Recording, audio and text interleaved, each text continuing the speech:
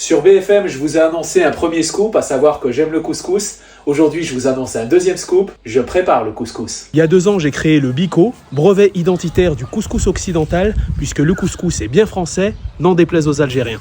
Les Arabes ont essayé de nous voler la recette au moment où ils sont arrivés à Poitiers. Pas de chance pour eux, c'était le plat préféré de Charles Martel. La suite, on la connaît tous. Les plus grands cuisiniers du monde sont clairement français. Paul Bocuse, Pierre Martinet, Jean-Yves Couscous, je crois que tout est dit.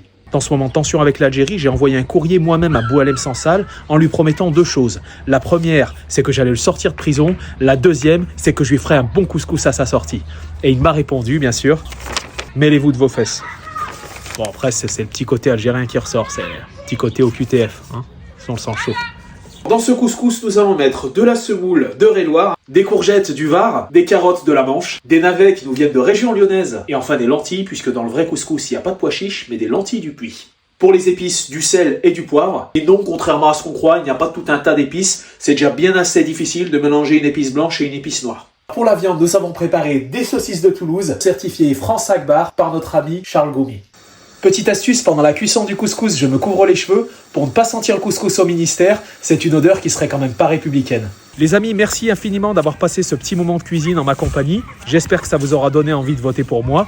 Vive la République et vive le couscous!